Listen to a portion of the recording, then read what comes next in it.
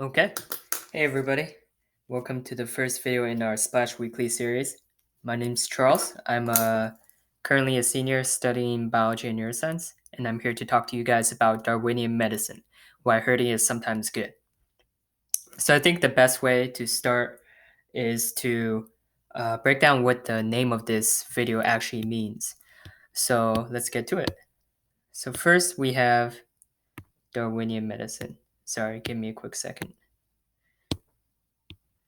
All right. First, we have Darwinian medicine. So let's go through the name. Obviously, Darwinian refers to Charles Darwin,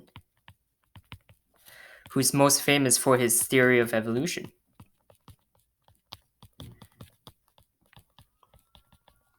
And that's really what Darwinian medicine means. It means analyzing medicine, illnesses, diseases through the lens of evolution. And evolution is extremely complicated. I mean, it takes decades of study. But I think for our purposes today, we should really focus on just one aspect of it. And this is the core aspect of evolution, which is the survival of the fittest.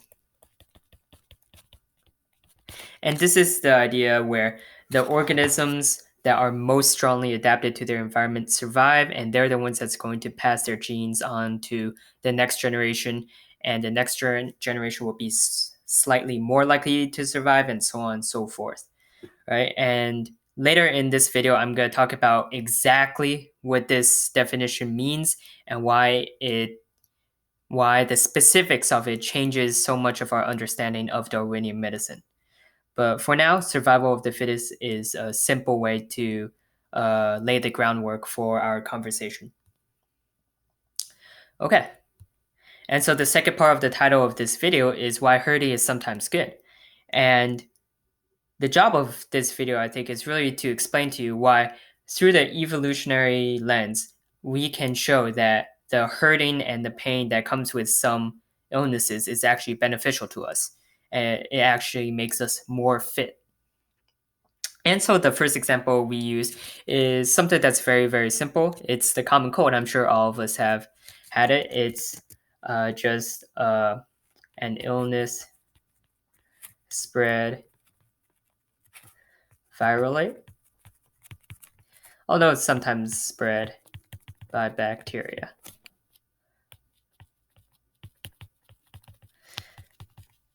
And symptoms can vary a lot from cold to cold, person to person, but there are a few general symptoms that most people have. So let's name some of them. Let's see, we have fever. What else do we have? Fever, we have the cough, runny noses, sneezing, and lethargy. So lethargy, for those of you who don't know, is really just a feeling of tiredness, and you're not moving around as much, and you're feeling just overall kind of under the weather. All right, and so my job right now is to explain why, through the evolutionary point of view, each and every one of these symptoms are actually necessary for our survival and actually helps us beat the illness, beat the common cold. All right. So let's go through the reasons for these symptoms. So let's start with coughs, sneezes, and runny noses. And so the reason why I grouped these three symptoms together is that they actually have something very much in common, which is that they all expel pathogens. They also expel foreign matter, which is just anything not made by the body. All right, so let's see. So coughs is a very coordinated and complex movement of muscles all along your respiratory tract that pushes pathogens from your lungs and from your trachea out through the mouth. All right, so coughs will be through the lungs and out through the mouth. Sneezes is kind of the same way, just a bit more abrupt and sharp. And runny noses is really just an overproduction of mucus in your nasal cavity. So that's also why it's so annoying. But the point of runny noses is that if pathogens try to gain entry through your nose, they find it very difficult to do so because there's a constant flow of mucus that pushes the pathogens out of the nose and out of your body. All right, and all three symptoms are strategies that the body uses to get the bad stuff from within your body out.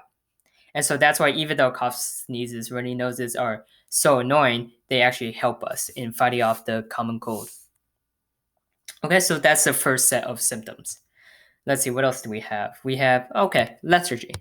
So lethargy is kind of strange, right? So you can imagine, thousands of years ago, we are hunting tribes. So again, lethargy is kind of slow, tired, I don't know, sad, frowny face. But that kind of sucks, right? Because you can imagine 1,000 years ago, if a person gets sick and they experience lethargy, then they won't be able to hunt as much, or they won't be able to forage for food as much, and they just overall would have a harder time surviving. And so the scientists who study this actually say, no, this is actually beneficial to us. So why might that be? Well, colds are extremely contagious. And so for a population, it's very, very hurtful for people that are sick with the cold to be running about and interacting with everyone else.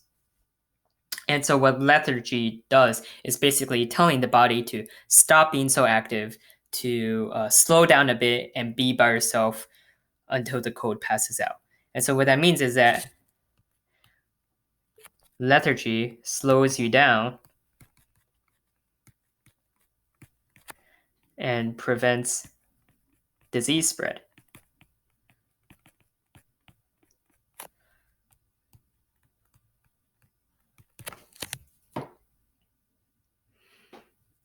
All right, so that's lethargy down. Let's go with something else. The last one is fever. And so fevers, the scientific definition is just the increase of body temperature. And so again, why might that be? Because, all of us have experienced fevers before and it sucks. But the reason why bodies have fevers is a lot like why our houses have refrigerators.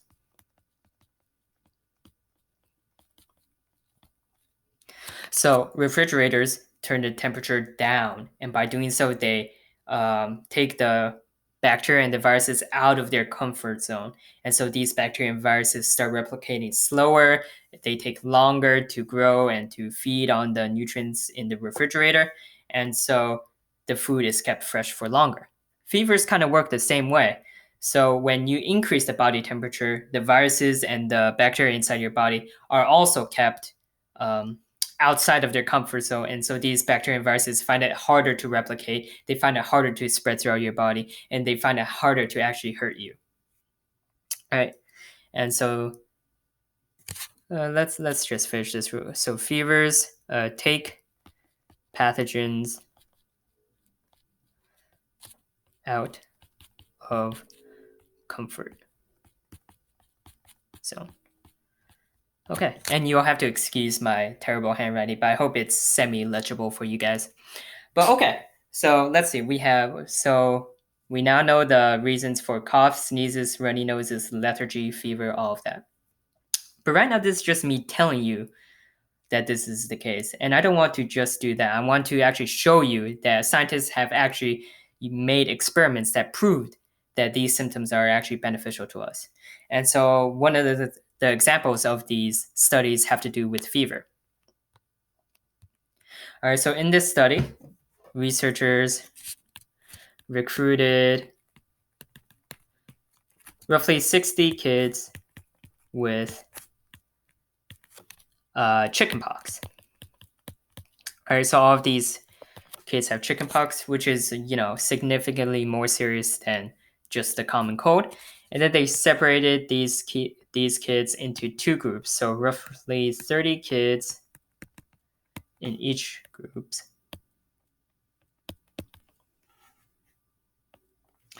And so in this group, they were given acetaminophen.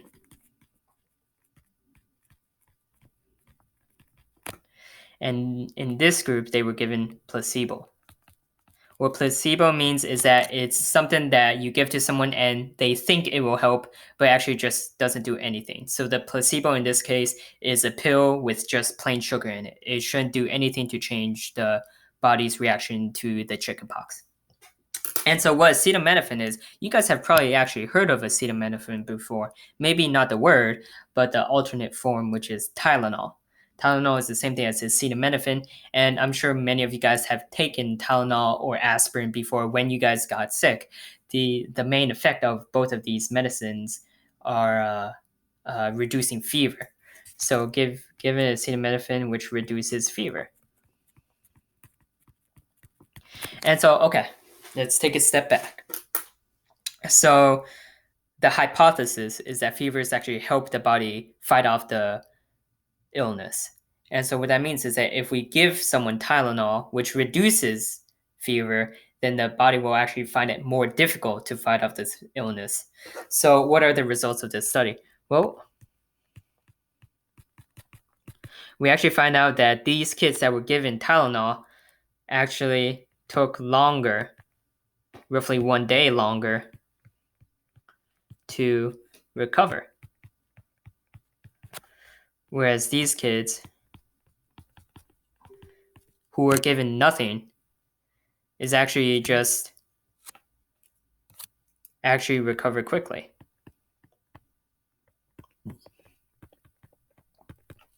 And so what this pretty clearly shows is that the medicine that so many people use when they get sick actually sometimes makes the body weaker against the virus or the bacteria. And so I want to preface this by saying that while this does show that fevers have a beneficial impact against disease, that doesn't mean you just should stop taking Tylenol or you should just stop taking aspirin when you get sick. You should definitely still use those medicine if you want to. The difference is that Tylenol and aspirin make you feel better. So even when you're sick, you can be more functional, even though it might take a little bit longer to recover. All right, but this is just to show that these things that doctors have sometimes tried to fight might actually help the body rather than hurt it. Okay, so that's great. Let's move on and switch a bit in topic. So earlier I talked about how evolution for our topic can really be portrayed as survival of the fittest. Now, if that's really the case, and we've been evolving for tens of millions of years, then shouldn't it be that we've become very, very close to perfectly adapted to so many of the diseases that we still have? And so what I mean is that in our current population, we have diseases such as Alzheimer's. We have a ton of cancer. What else do we have? We have arthritis. Alzheimer's, cancer, arthritis, dementia. We have so many of these diseases that hurt us.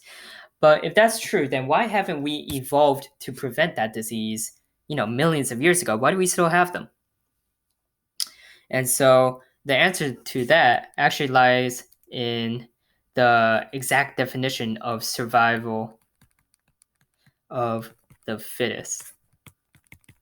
And actually, fittest is the operative term. What does fit actually mean? So for most people, when they think of fit, they think of healthy and strong, which is partially true, but the biological definition for fitness is the number of viable just means offspring that can have other offspring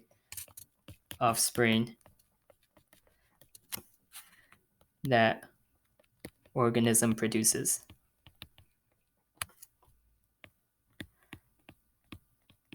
If you think about it, that's really all that matters, right?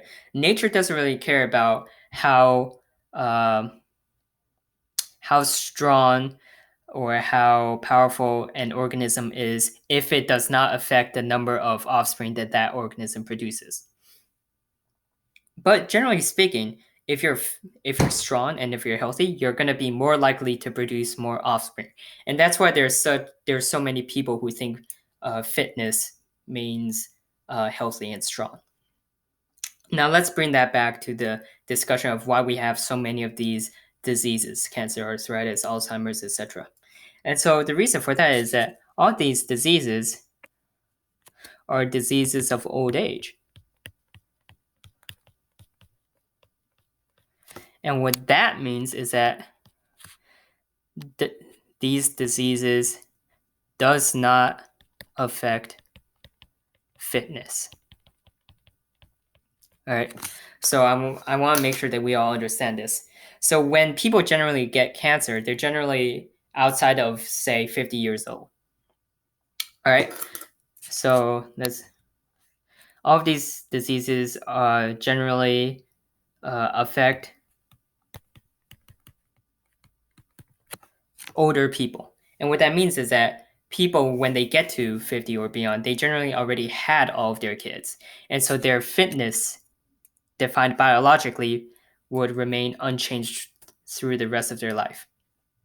And so you can imagine if a person gets cancer at 50 years old, they already had, say, 3 kids, and so their fitness doesn't change. And so evolution just flat out doesn't care as much if the old person gets cancer than if a younger person gets cancer. And so that's why you see all of these age-related illnesses become so prevalent in modern day society, whereas illnesses that affect younger people are generally not as severe, right? Because illnesses that affect younger people would hit the person's fitness, and those illnesses will be taken out of the gene pool, whereas illnesses that affect older people don't affect fitness, and so these illnesses might remain in the gene pool for millions of years. All right. But as it turns out, what I just said is not the whole story of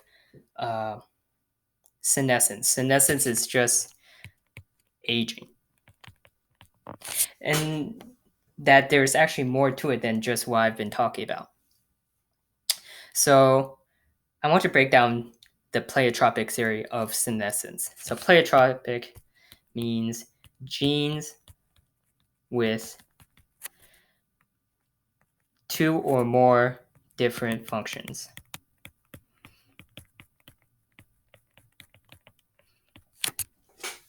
And as an example, I'm going to use a gene. So again, I want to show you guys that what I'm talking about is factually correct, and I don't want to just tell you guys that what I say is true. And so I want to give you guys an example. The example is the gene pepsinogen, pepsinogen 1. And so what this does is it's a enzyme that digests protein in the stomach.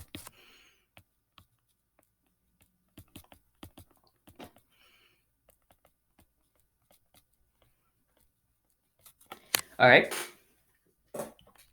And so we have evidence of individuals that have a mutation in this gene that makes them produce more of this enzyme.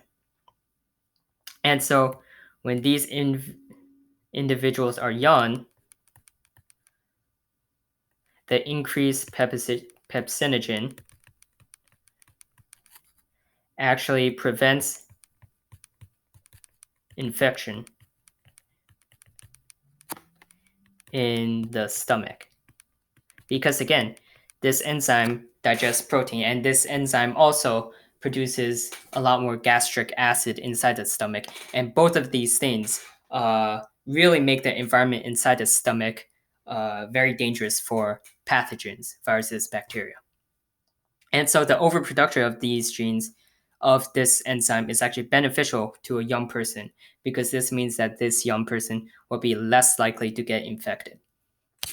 All right, but let's see what happens when this gene is continued to be expressed in the old.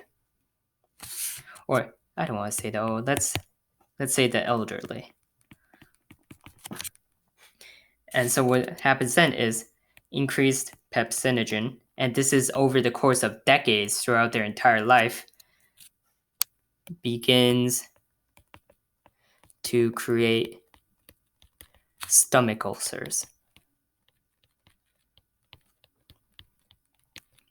So stomach ulcers are just areas in the stomach where the mucus breaks apart and the enzymes inside the stomach actually break through the stomach wall and enter the tissue. And that's very, very bad.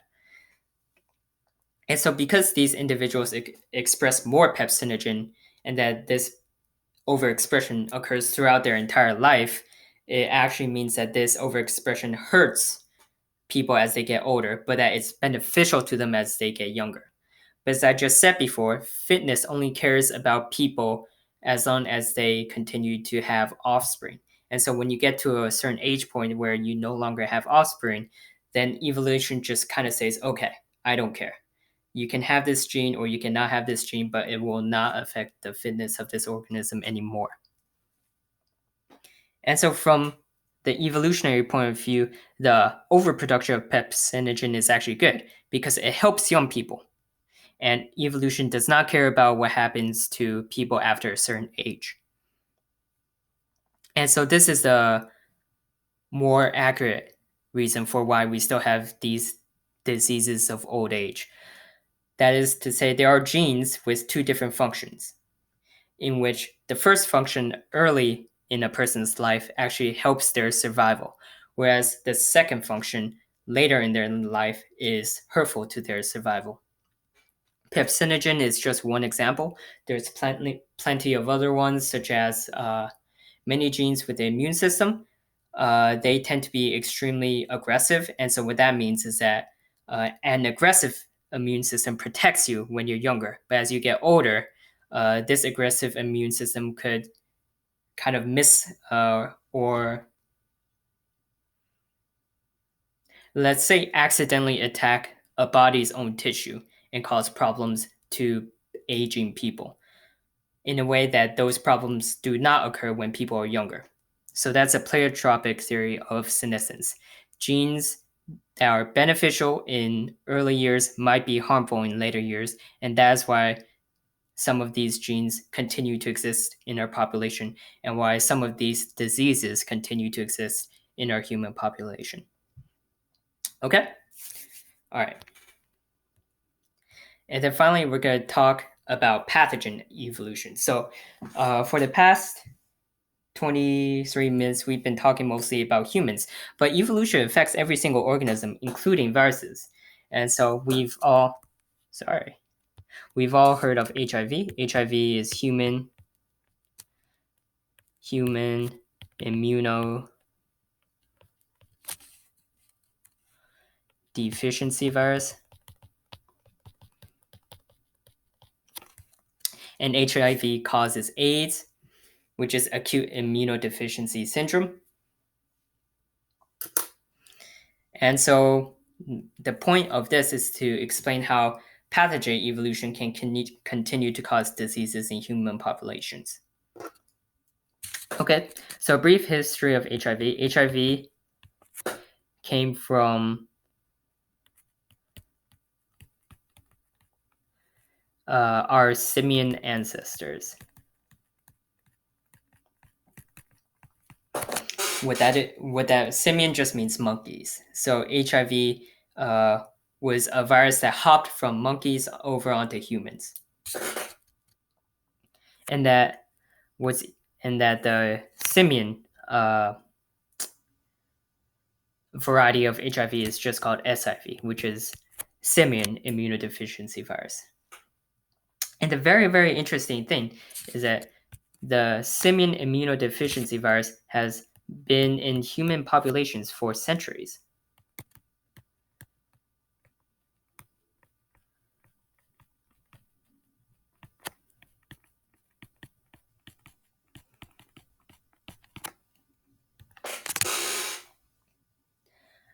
But the even more interesting thing is that the simian immunodeficiency virus is not nearly as virulent and not nearly as harmful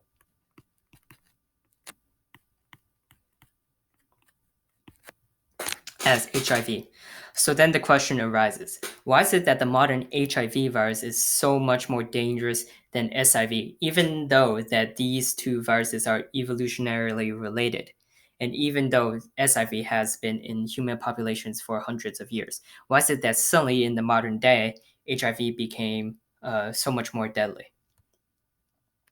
And so for this, we're going to have to talk about within host and between host selection. All right. So viruses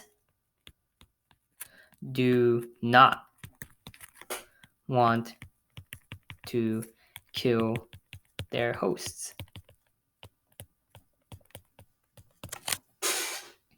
Right? It would be the same as saying that a human will want to burn down its house. Right? No way. Viruses live inside the host, and so it's actively harmful to the virus to kill the host. But the problem is within hosts,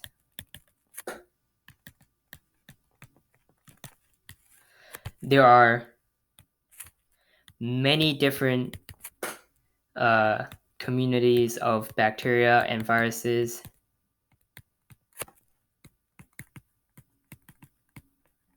that all want the resources of the host. So they all want the oxygen, the nutrients, the blood, the vitamins from the host body. And these different communities of pathogens compete with each other to get as much as they can. And so what that means is that within host selection creates the most virulent viruses.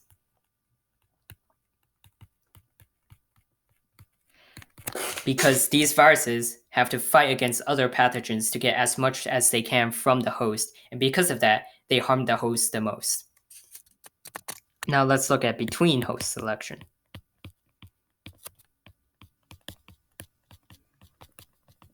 What this means is that the virus wants to spread from host to host.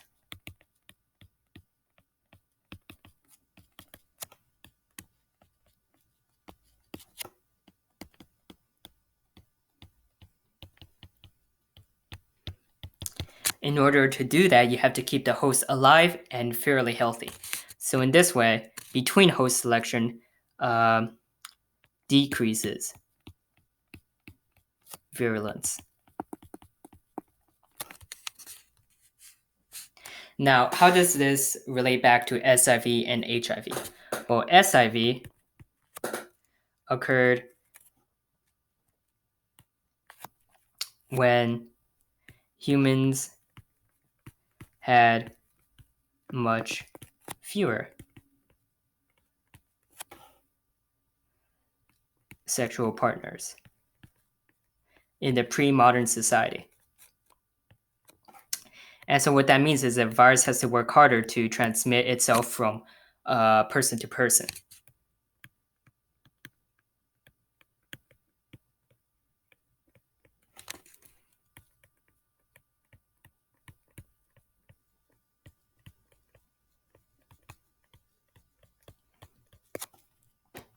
And so that means that it is exposed to between host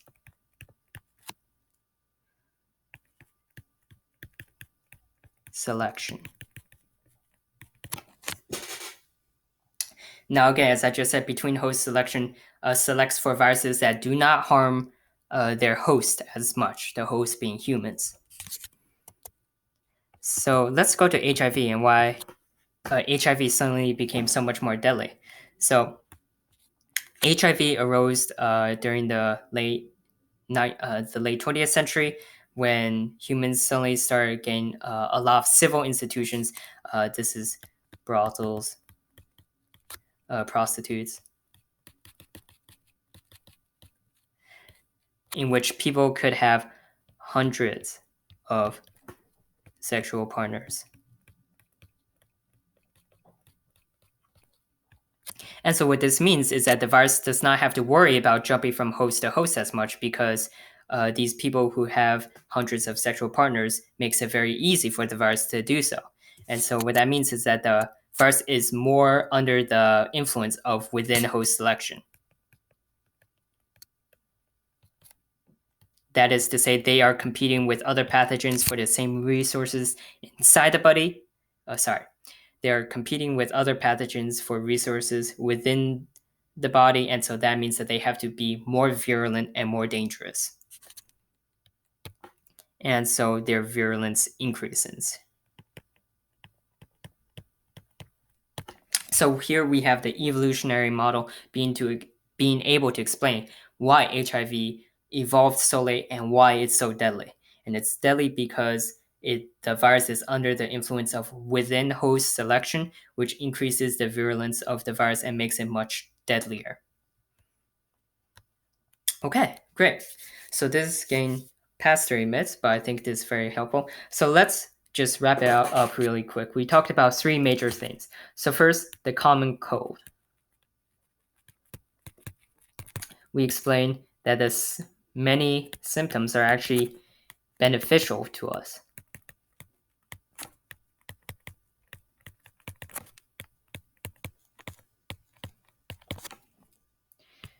And then we talked about, oh, no, I was going to say HIV, but we talked about something before that. We talked about diseases of old age. And that these diseases occur because these genes don't actually decrease fitness.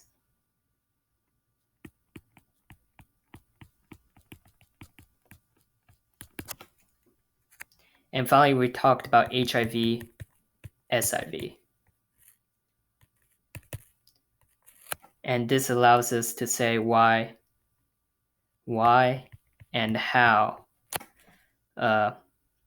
evolution occurs in diseases. And this also allows us to explain why HIV appeared when it did and why it's so much more deadly than its cousin, SIV. And all of this has to do with Darwin and evolution. All right. So this about does it. Thank you guys for sticking through all the way. I hope that this shows you why evolution and Darwin is so essential for our modern understanding of medicine. The Darwinian medicine is actually a relatively new field. It's only been around for a few decades. And so I think this is a really useful way for doctors to increase their knowledge of why diseases occur. And I hope you guys found it interesting. So thank you guys so much. Have a great day.